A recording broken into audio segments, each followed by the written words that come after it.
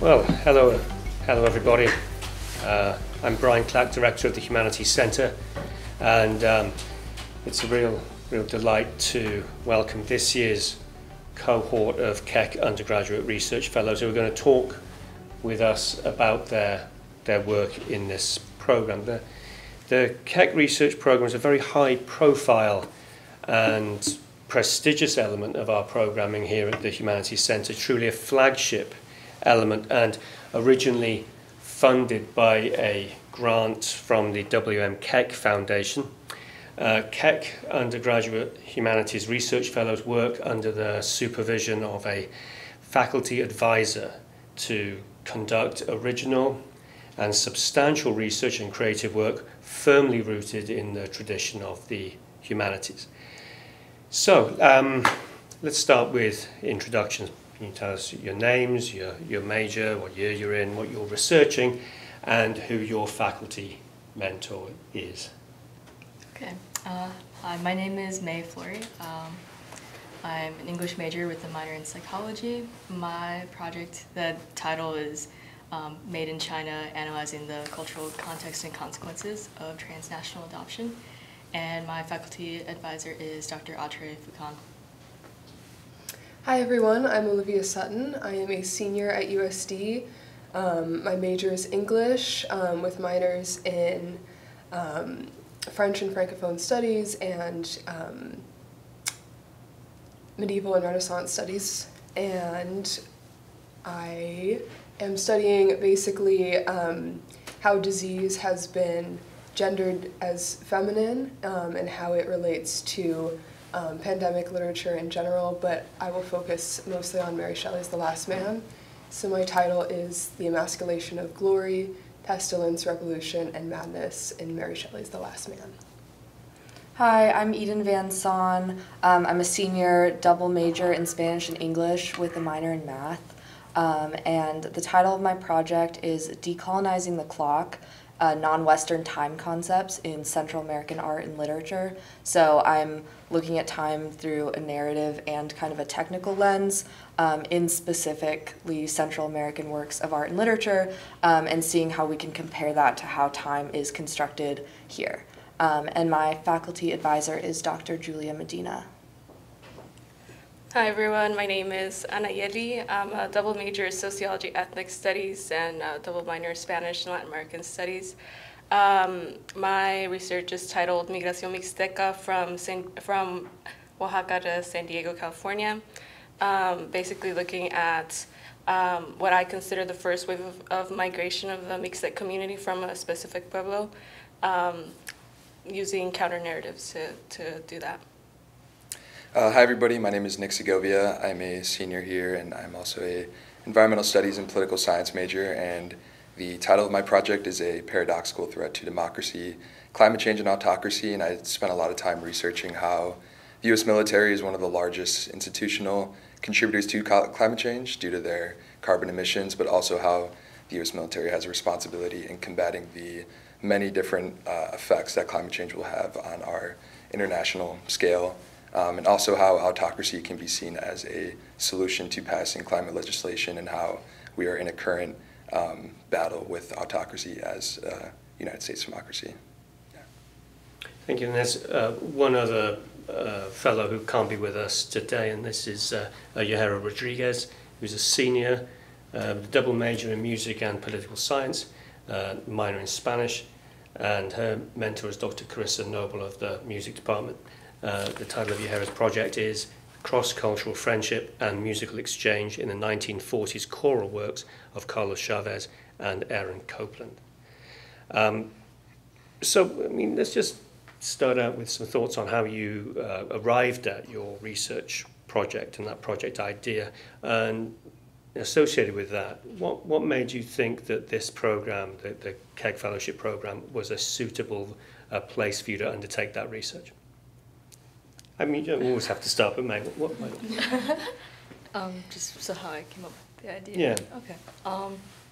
So I'll start with a little story time. I was watching Turning Red. Yes, the one where she turns into a giant red panda.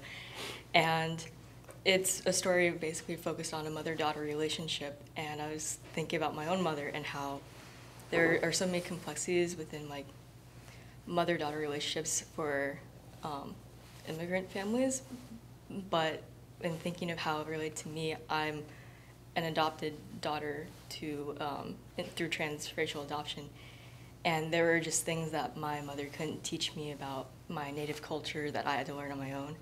And so this project is focusing on transracial, transnational adoption, and I wanted to learn more about how individuals who go through that process are affected like culturally and psychologically. So through like a post-colonial like framework, I will be studying like how individuals like me, Chinese American adoptees, specifically like through the one-child policy, have learned to sort of, I guess, reconcile the disconnect between like who you are on the outside versus like how you've grown up on the inside, like racially, and so yeah.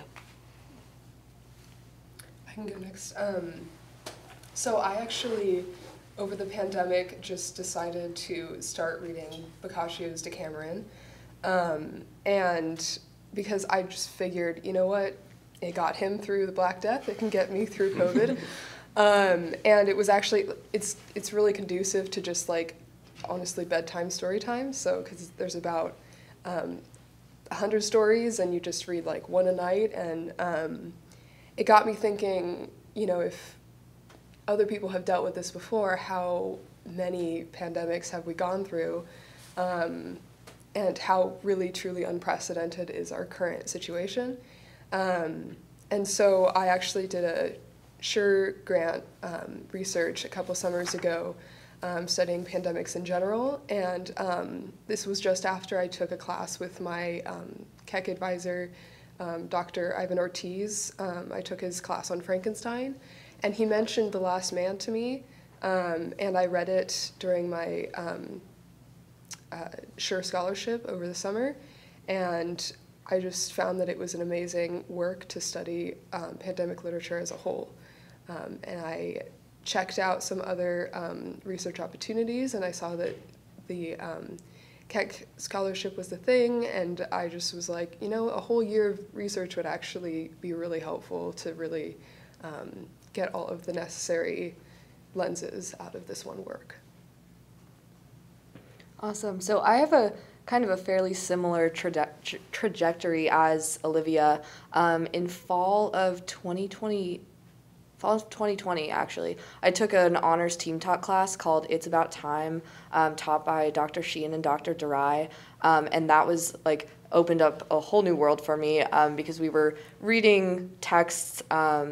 We read Slaughterhouse-Five by Kurt Vonnegut, and we analyzed time through that narrative perspective, but then also on a technical level, and I thought it was fascinating. So then as I continued to progress through not just my English major, but my Spanish major, I found myself looking for those similar patterns in works when I was taking Dr. Medina's Central American short story class, and then I kind of dipped my toes in with a SURE grant over the summer, with kind of one category of that focusing on like speculative literature, which is kind of a different way of saying sci-fi. But I think it was either Dr. Medina or another one of the Spanish faculty that also pointed me around that time to the Keck grant. And I, like Olivia, I wanted the opportunity to kind of delve into this idea for an entire year. And then also something that stuck out to me was the ability to also pursue a creative project within this, which I think is also a unique opportunity in terms of research fellowships. Mine also kind of came about during COVID, or during the beginnings of COVID, where I think it was the first time where I really recognized the amount of grief that I was experiencing in terms of important people in my life and whose stories I was not going to be able to fully hear from because, you know, they were no longer living. And so my research is a lot of storytelling, or like sharing their narrative as far as the beginnings of the migration of the community that I belong to. And so when looking for research opportunities on campus, once we were able to come back, I came across some barriers as far as what opportunities I was going to be able to be a part of, because I am a DACA recipient, and some of the programs are federally funded, and so I was told that I wasn't going to be able to participate. At that time, I spoke to one of my advisors, Dr. Pulido, in the Ethnic Studies Department, and he pointed me to the Keck Fellowship, and then so I applied, and it ended up really working out. And so I think that's one of the things that I really appreciate about the Keck Fellowship, is that my legal status was not a barrier, as it had been with other opportunities I had come across, both on campus and outside. Yeah, my idea for my project at least came from my experiences in the environmental science department, but also the political science department and the philosophy department. I forgot to mention my advisor is Dr. Mark Woods, and he teaches classes like environmental ethics, ethics of war and peace, and environmental justice, which I ended up taking with him, I think, my spring of junior year, sophomore year. And one of the topics we talked about in that class was how much the U.S. military contributes to climate change and how their emissions are kind of through the roof in terms of most of the institutions that we observe. So that was very intriguing to me, and also the effect that war can have on the environment started moving things in my mind, giving me ideas. And then this spring, where I applied for the Keck Fellowship, I took politics in the environment and a class called Conflict in Ukraine through the political science department, which happened, I think they announced it 2 weeks after Russia invaded Ukraine, so that was kind of the catalyst for my project. I was very curious how Europe would respond to moving away from Russian oil, and if they would choose to just start relying on coal more, or continue relying on oil, or move to renewable energy. So what I really wanted to do was understand how the military specifically can do their part in transitioning towards a more renewable energy source and basically lessening their contribution to climate change. And the reason I felt like I could be comfortable doing that research through the Keck Fellowship was Bryson Patterson, who was a Keck Fellow last year, I think, is also an environmental science major when he was an undergraduate, and did a project on the desert sublime, and saw the Keck Fellowship as an opportunity to explore his creative side while also having that basis of environmental science, which I thought was super cool and definitely could relate to that in the research I would end up doing. So, thank you. I just have some words that Yahara has also sent to us. I'm not going to read everything out because she's written a wonderful description, but she says, I came up with my project in a class I had with Dr. Noble in spring 2022. The class was Music History 3, and we had to come up with a final research project for the end of the semester. I came up with the topic of Carlos Chavez, who was a prominent composer in reconstructing a national identity in Mexico. After selecting out subjects, Dr. Noble wanted to discuss our research subjects with her individually. Dr. Noble and I started talking about my subject, and she wanted to know what angle or topic I would focus on when it came to Carlos Chavez. I started explaining my ideas, and we got into over an hour meeting of what was supposed to be 15 minutes. And then she goes on from there, and that's actually a very important thing, that you realise that a topic that's come to you, which may be quite small, is actually very extensive. And you've all explained how that could be the case too. We'll come back to some more of Yahara's ideas later. But our second question, and this I think I'm going to go the other way just to give you a break, and we can change of scene and all that. Our programme, as you know, very much values and emphasises interdisciplinarity.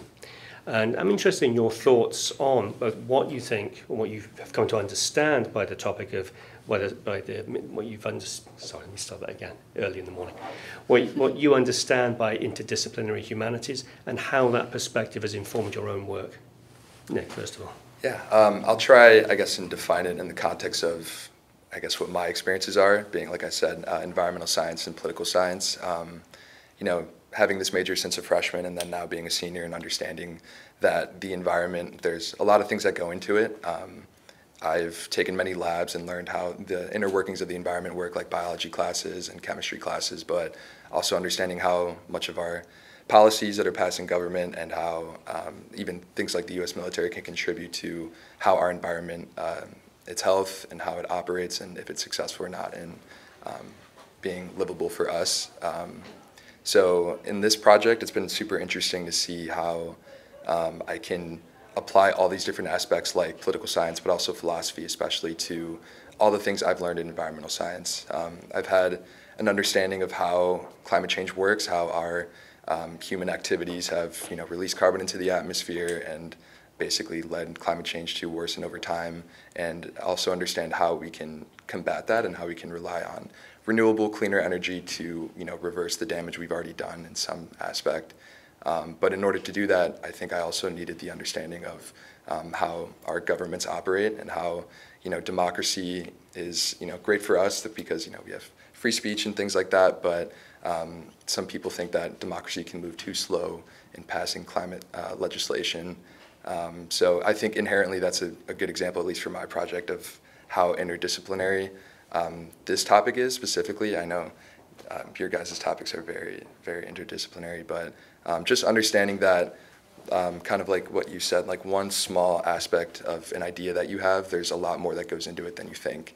And thankfully I've had Dr. Mark to kind of insert that philosophical side of this project and talking about things like justifying war. Is it just to have war operations when we're not actively at war? Things like humanitarian aid, or also doing like war games, things like that. And trying to tackle all these issues is very complex and confusing, but I think it's necessary to understand that most of the topics that we deal with on a daily basis, there are a lot of things that go into it rather than just one department of USD or things like that. So. Yeah, do you mind repeating the question again? It was really what you understand by interdisciplinary humanities and how that has informed your work. Okay. Yeah, for mine, I think what I have come across is looking at theories both in the sociology department and kind of aspects of history that I've learned in the ethnic studies department, and seeing how one applies to the other. And even though I learned them in two different spaces, and for my research, how they kind of come together to kind of inform this, I guess, niche part of history that for the most part is relatively unknown to general San Diego community. But I think that that's been one of the things that's been really interesting for me is like, I have two advisors I forgot to mention. One of them is Dr. Reifer and the other is Dr. Pulido. Having conversations with them separately and seeing kind of what different ideas they both, or what type of input they have as far as my research goes, and kind of picking what I like from both of the conversations and kind of breeding it into my research. But I think that, as far as the interdisciplinary part goes, is recognizing how, even though these are two separate departments, they very much have things in common, and I think that my work is kind of a way of developing part of that. Yeah, I think for me, interdisciplinarity is about making connections. And this was something I was like kind of seeing even before I really applied, or while I was applying.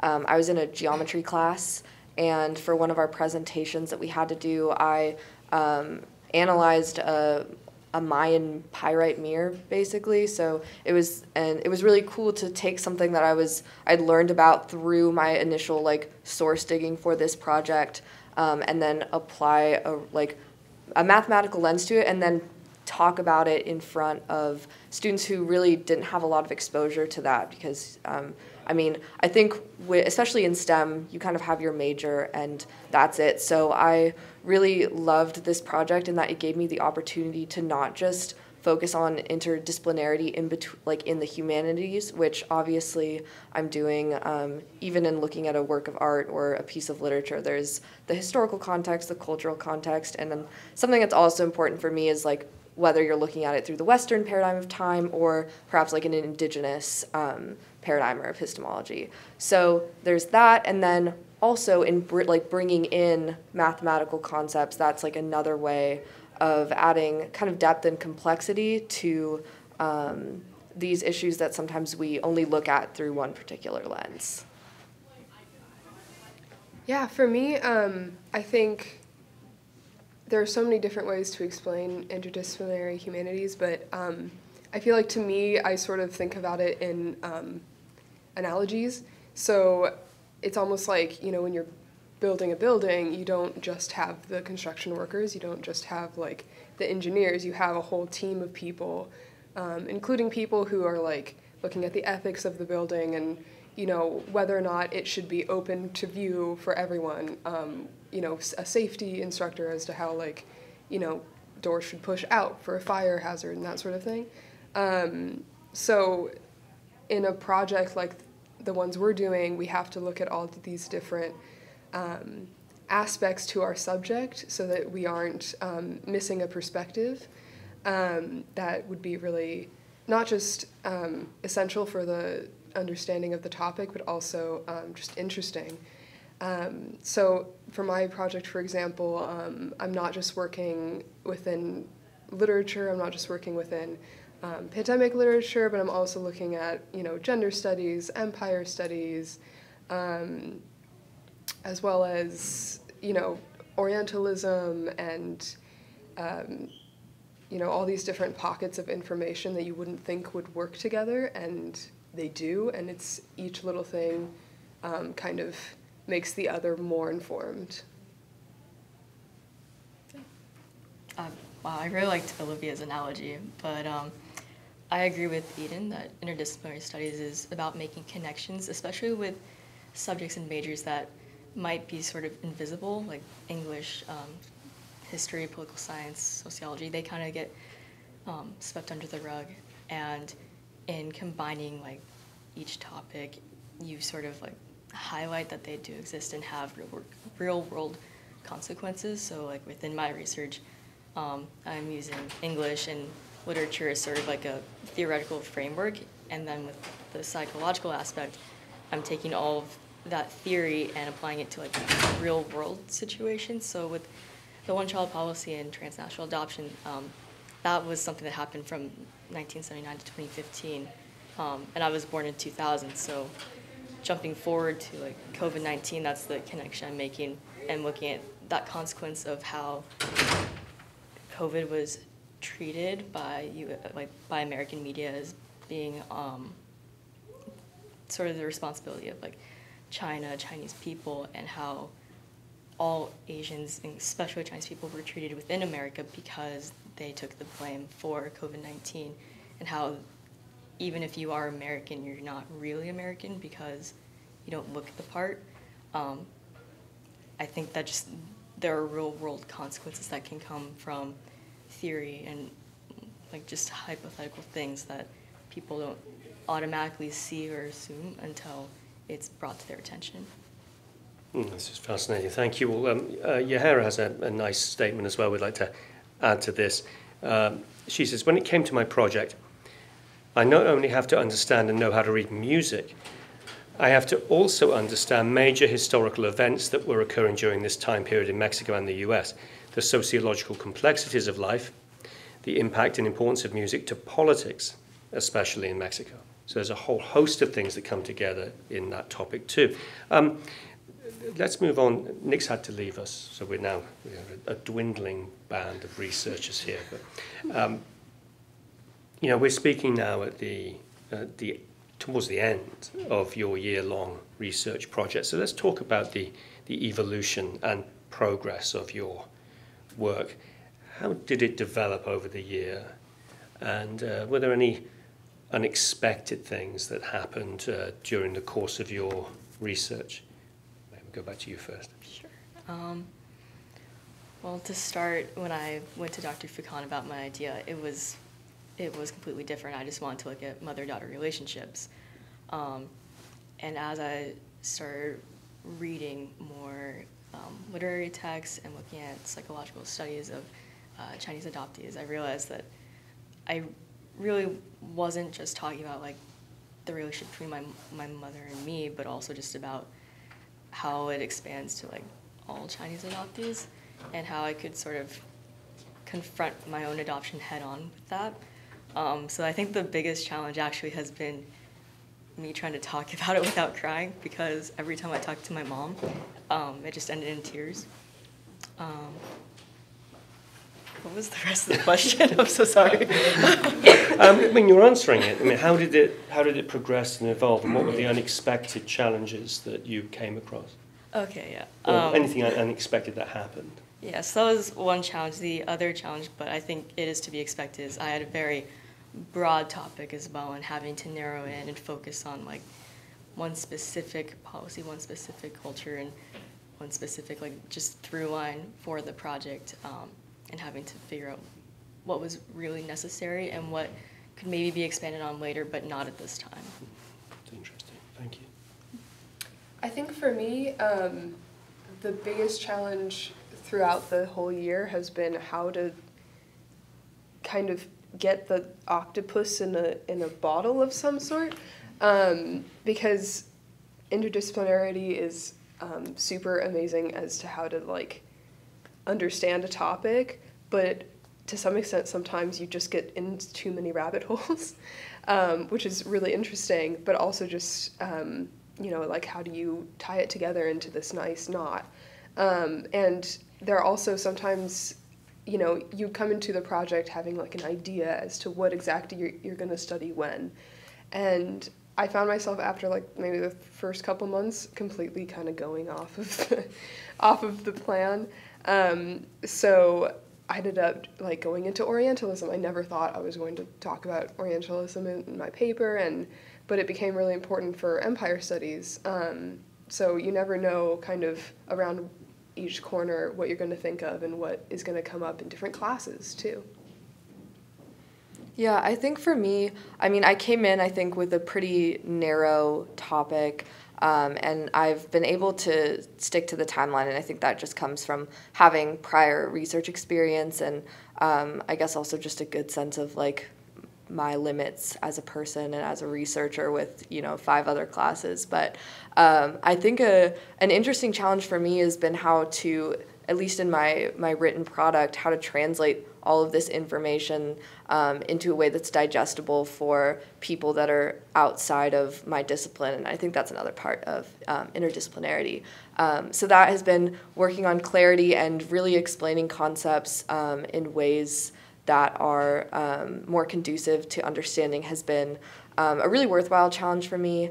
And then something that's been kind of unusually rewarding is all of the theory that I've been reading. I kind of felt like I was flying blind for a while in terms of how I was actually analyzing these concepts, because it's a pretty new and not super researched topic. So something that was really helpful for me was to apply theory that was looking at other disciplines or other works of literature and art, and then kind of translate that to what I was doing here.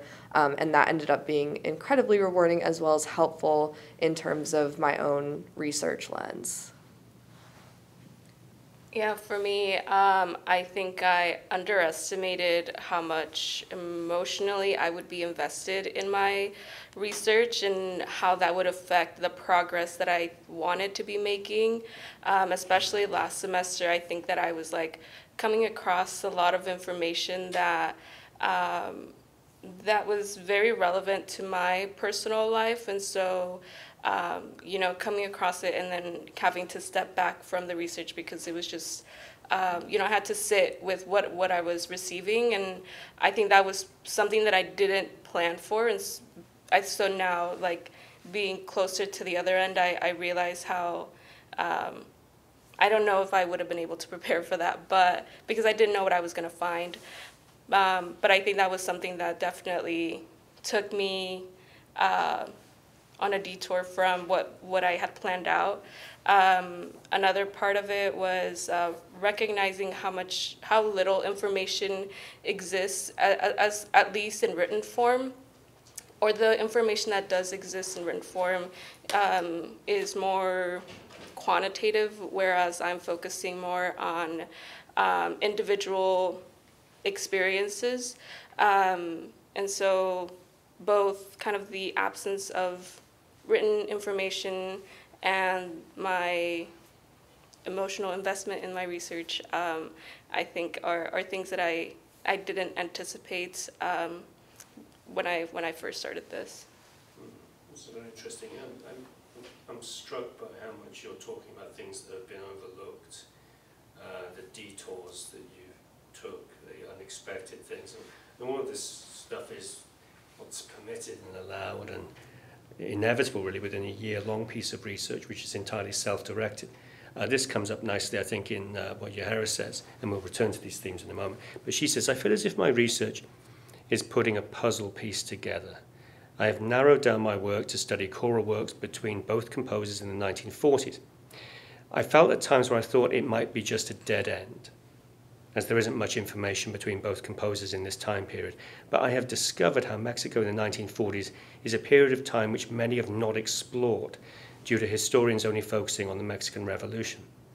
Therefore, it excites me knowing that what I'm learning has most likely been overlooked and not been studied before. So it seems like this is your own thing, this little space that you have created and added to the knowledge of our time. And so this leads into another question that we have about the structure of the fellowship, being this year-long, self-directed, twisting and turning project. How has the structure of that fellowship helped or even challenged what you wanted to do? Annigale, perhaps we'll start with you this time. Yeah, I think in a way I like that there was flexibility and that there wasn't like super hard deadlines that I had to meet, because it allowed for me to, you know, meet and sit with those dead ends, or kind of sit with the feelings that I was feeling and kind of reflect on what that meant as far as the progress of my research. And I really appreciated the monthly meetings that we would have, because they kind of served as kind of a time for me to prepare, to kind of think about, okay, what have I done between our last meeting and now that I can kind of talk about, or what are some hardships that I've come across between the last meeting and now. And so I really liked those monthly meetings, but I liked that this research opportunity was flexible enough for me to kind of, I don't want to say mess up, but, you know, step back and then go back in, or sit with my feelings and then like go back to my writing. And so I think that's what I enjoyed about the structure of this research opportunity itself.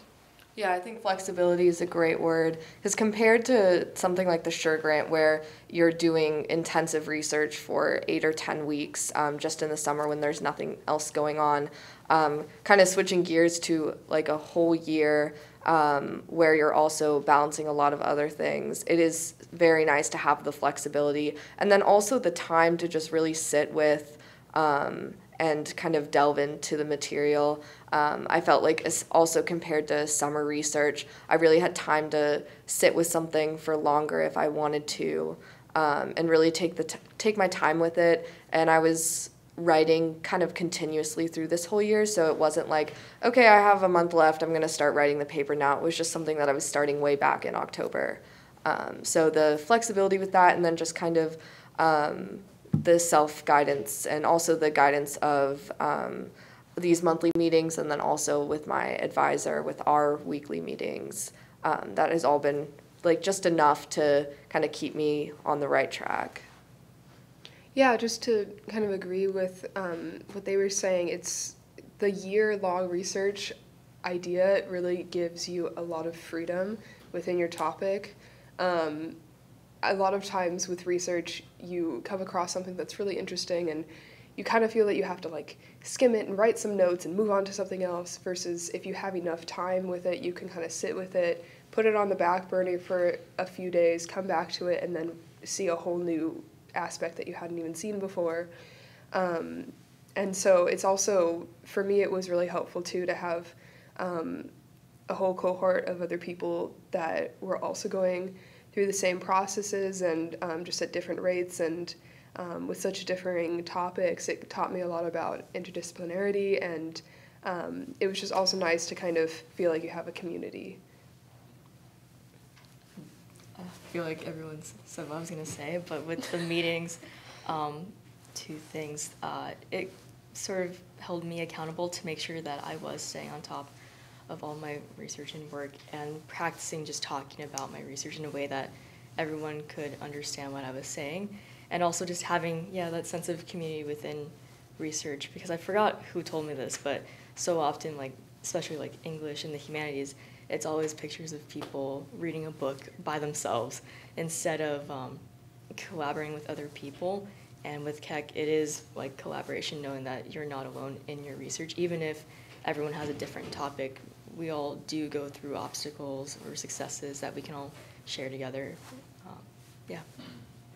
That's lovely. Well, I'm going to pause here just for a moment to allow for any questions from the audience here. And I've got one last question to ask you all. Is there anything that anyone wanted to ask in the audience? Any prospective Keck Fellows here or anyone who's interested? Yeah. I mean, I heard a couple of questions go ahead. You had 2 advisors, right? And I was really curious as to like what made you decide to have 2 advisors and how that was able to occur, how that has affected your research and communicating between 2 different disciplines, rather than 2 different disciplines, just to hear a little bit more about that experience. Yeah, if I'm honest, when I applied for the Keck Fellowship, I found out about it maybe a week before the deadline happened. I was like looking at UCSD, trying to like apply for something over there, and then I realized it's not gonna work out. And then I met with Dr. Pulido, and he's like, the deadline's coming up, but if you can submit something, like do it. And I asked him if he could be my advisor, but there was already somebody else who had also applied for the Keck Fellowship, who he had agreed to be an advisor for. So then I went to to the sociology department, and I had classes with Dr. Reifer, so I spoke to Dr. Reifer, and he said yes. And so I just kind of put both of them in my application, and I didn't think that I was going to be able to be part of the Keck Fellowship. It ended up working out. And then the other person who had applied at the end with Dr. Pulido didn't end up being a part of it. So then I had 2 advisors, and it was a little difficult to kind of get a scheduled time to meet with both of them at the same time. And I kind of noticed that conversations were not really moving forward when we met all at the same time. So I meet with them separately and then just kind of relay what information or kind of what went on in each meeting. And that's been kind of what's worked for me, just because scheduling was definitely an issue. Yeah, I don't know did I answer all of? Yeah, and like, what were both of those like disciplines that they both specialized in, and how did that affect your research?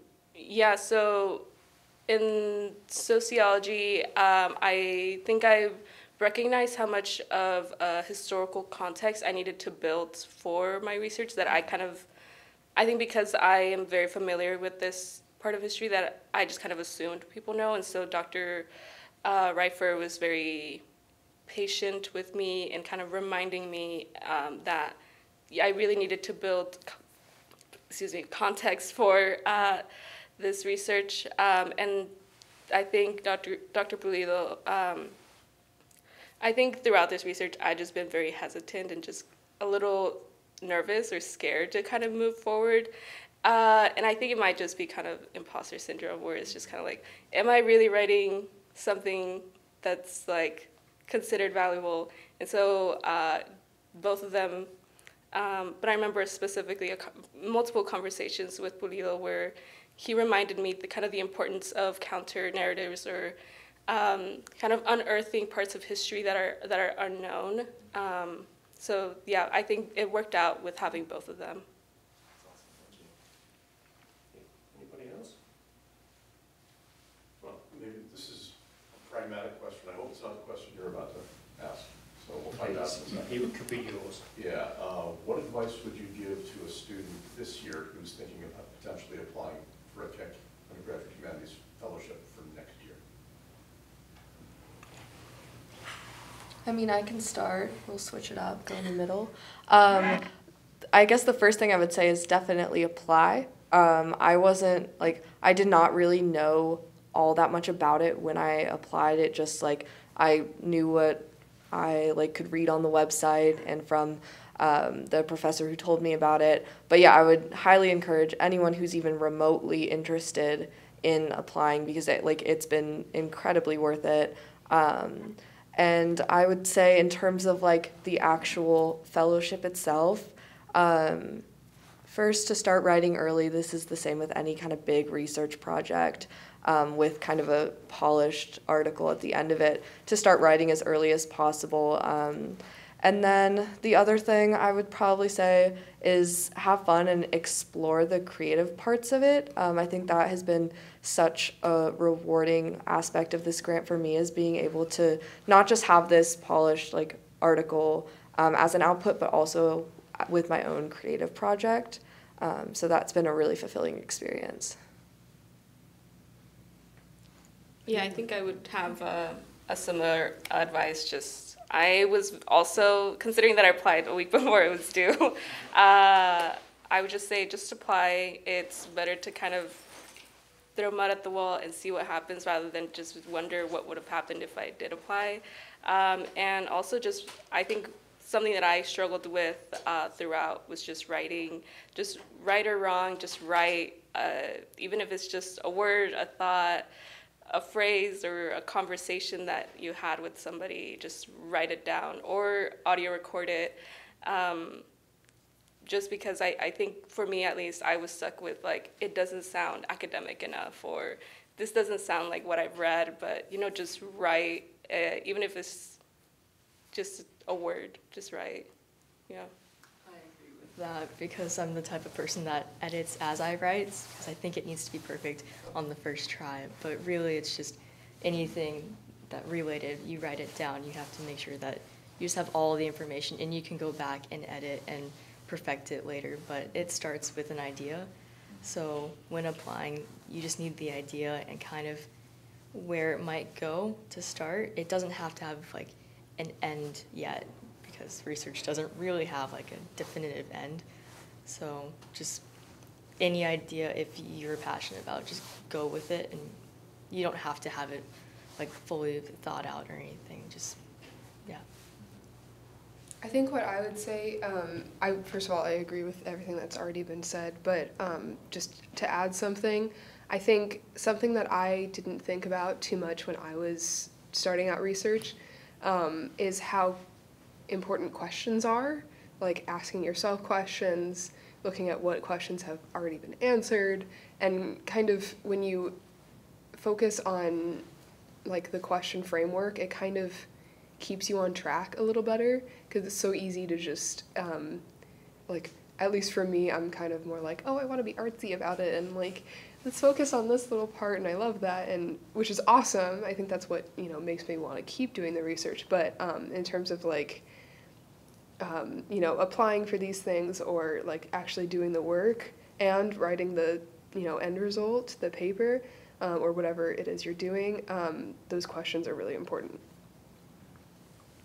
I mean, that really was the kind of question I did want to ask, which was about the benefits of the fellowship and whether you found it worthwhile. I was also interested, perhaps in just a couple of thoughts from you about how it's developed your own intellectual growth and journey. Anything you'd like to add about that? How you felt yourself growing as a thinker, a researcher, a reflector? I mean, I can go again. Yeah. What I really loved the independence of this project. That's something that I don't think we necessarily get enough of when we're in classes, especially if those classes are only a semester long. So really having the independence to pursue aspects of research, and especially since my topic is pretty narrow, to really get to explore that to the degree that I wanted to, has been incredibly rewarding. And I think I've grown so much just as a thinker and a writer from needing kind of the discipline to make time to do this research, which I thought was going to be difficult, but ended up really being easy because of how much I just naturally enjoyed it and wanted to learn more. And so I think that would be my answer to that. Great. Anyone else? I would say just throughout the process, validation. I always feel like the end product is where the validation comes from, but in just practicing research and doing the work, that in itself has been rewarding and telling me that what I have been researching, what my topic is, and the fact I get to share it with people, that is validating enough and worth my time and their time, and worthy of being like academics. So. Excellent.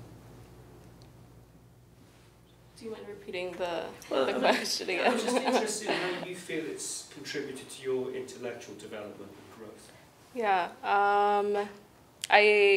I think it definitely helped me build a vocabulary for which I can work with. I think that going in, it was, I hadn't done a lot of reading in the beginning, like when I first applied, and it was just kind of an interest. And so once I started reading and I started seeing kind of what exists, I realized that there was also documentaries, and so that also kind of gave me some vocabulary to kind of use in my research. I think also conversations via Zoom with people who are doing the research, so coming across like articles or books or readings, and then seeing like who the authors are and be like, well, let's see if I can find them on Google, find their emails, and then like setting up time to meet with them. I think that was also a part of it. And so building also kind of this network at the same time was another part of it. I don't know if I necessarily answered the question, but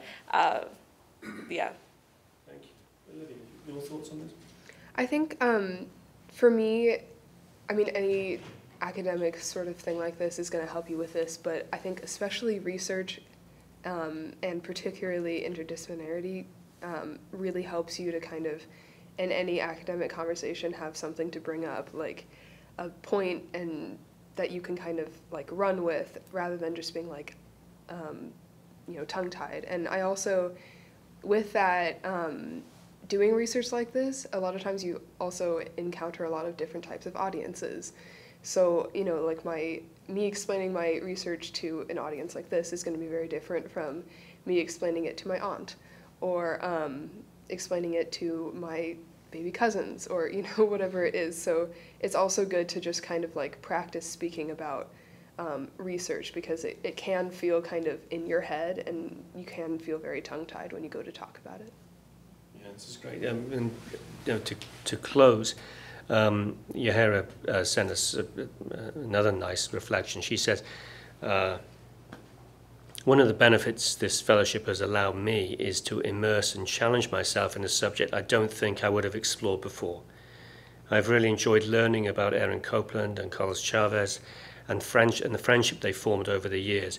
Would I have thoroughly learned this myself for a class? Probably not.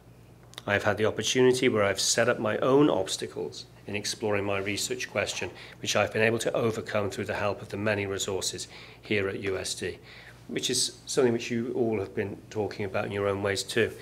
So all that's left to me is just to thank you very much for being here today and to talk about your research. It was all very inspiring stuff, I think. I really appreciate all your reflections on your experience and the effort and energy you put into your subject matter. I hope anyone watching is sufficiently inspired to apply for the next round of fellowships, which is next year. You won't be here. You'll be terribly sad. But the deadline for applications for this is Friday, April 28th. So we look forward to receiving applications and to hearing from next year's cohort this time next year. Thank you all very much. Thank you.